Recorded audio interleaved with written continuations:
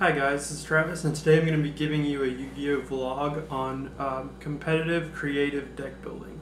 So one thing I've noticed in the game of Yu-Gi-Oh recently is a lot of players are trying to innovate, a lot of players are trying to take decks to YCS or ARG Circuit Series tournaments that have really different personal techs in them. And some players are using things like Volcanics, which are a really old deck type, to compete against the meta. And it's really interesting and it's really inspiring as a player because you want to use decks that you think are really cool or you think are really good that maybe aren't so looked upon by the community of players. So we can see in the meta right now there are certain maybe 4 deck types that are really powerful and are at the top of the game. Those being Burning Abyss, Satellar Knights, Shaddolls, and Cleaforts. And those decks have been the top for a while. Satellar Knights were sort of starting to fall off, but they got their new XYZ support card, and now they're back in Tier 1, I would say. I would say Satellar Knights with the new XYZ card are, if not Tier 1, Tier 1.5. Definitely able to compete with the other big deck types that are popular right now, Burning Abyss. Interestingly, I haven't seen that many people trying the new Ritual card for it.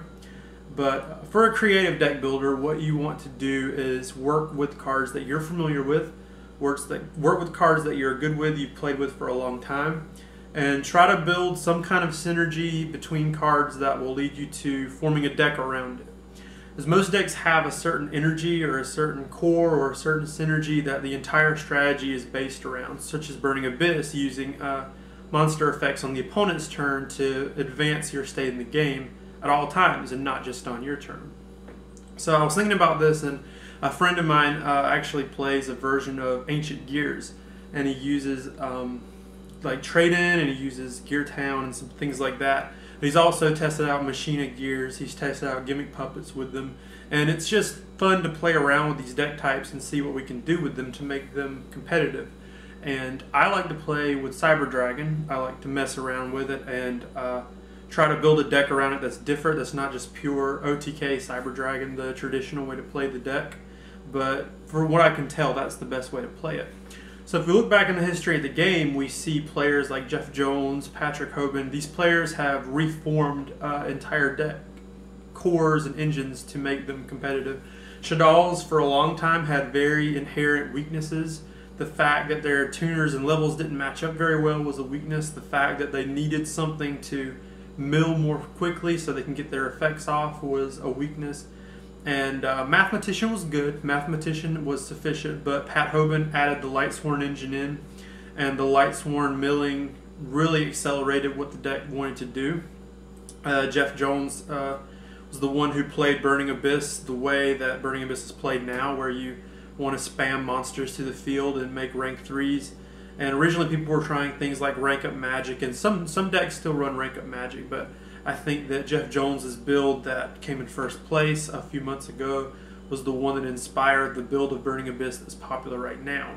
Although a lot of players were picking up on it, so I mean, you can't accredit any specific deck type to one player.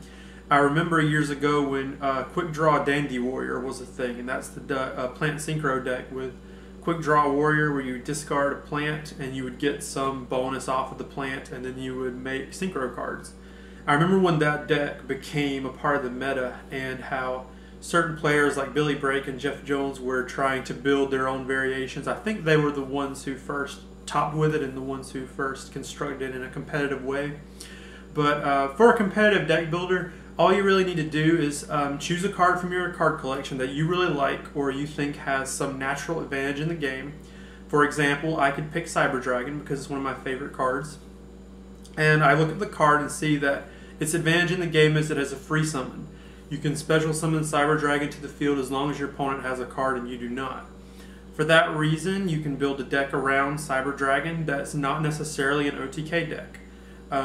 I ordered recently 3 copies of Unizombie. Unizombie is from the new set, and Unizombie is a level 3 tuner that can become a level 4 tuner. So I was thinking about Mizuki's effect, which lets you special summon a zombie to the field. So consider this scenario. Let's say your opening hand of a game contained Cyber Dragon and a Curry Bandit. The other 3 cards didn't matter. let's say you resolve your Curry Bandit's effect, and in the 5 excavated cards you actually hit a Mizuki and a Uni-Zombie. Well, during your next turn, considering you didn't get OTK'd, which you would need some back row for protection, your next turn you could special summon your Cyber Dragon to the field, you could banish your Mizuki, special summon your Uni-Zombie, and then have a level 8 Synchro immediately. And that would be a completely free level 8 Synchro because of your Curry Bandit excavation. This same thing could happen with Solar Recharge, with Charge of the Light Brigade. Whatever sets up your grave with your Mizuki and your Uni-Zombie will get you to level 8 Synchro on the next turn. And all you really needed was your Cyber Dragon.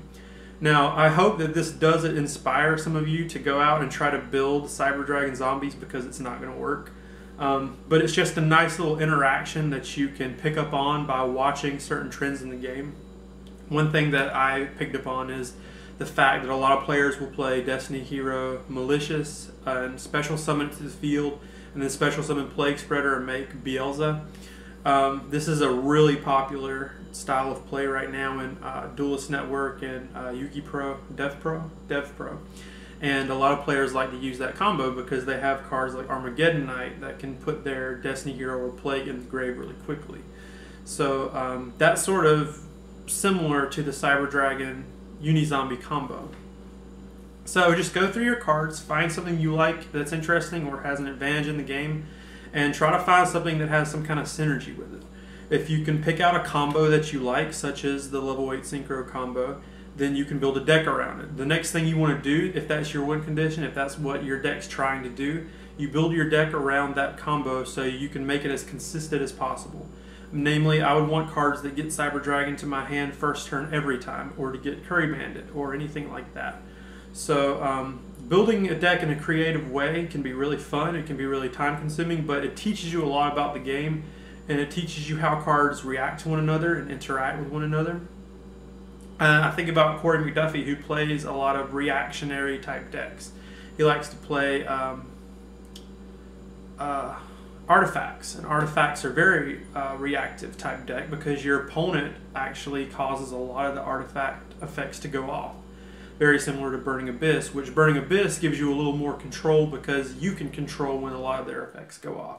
You can use Phoenix Wind Blast to activate an effect. You can discard a card for a cost or anything like that. Enemy Controller is a really nice card because Enemy Controller lets you put something in the grave and then get a bonus off of it. And a lot of cards are just more powerful in the grave. You get a card effect when they're sent. So same thing with Curry Bandit and Dragons. Dragons are really horrible in the early game. You have to find a way to set up your graveyard for a big dragon play. So when Curry Bandit was released and Soul Charge was a 3, it made the deck incredibly good because you could nab a Soul Charge and put dragons in the grave immediately. And that would get you out of the early game, and you'd have an XYZ card or a few XYZ cards for the next turn. So these are some things to consider when creative deck building. Just try to find some synergy, some interaction between a few cards, and then try to make that combo really consistent. That's where I would start. I like to take archetypes that are already established, like Chaos Dragons or Lightsworn, and then try to find something interesting like plants or spirit cards or whatever I want that will have some kind of synergy with them. I noticed in Chaos Dragons there was a lack of rank 4 ability. A lot of the time you want to go for a level 8 Synchro or a level 6, rank 6 XYZ. So I added the spirit cards that were sort of new at the time to the deck, and it allowed me to create rank 4s a lot more consistently. And rank 4s are some of the best cards in the game.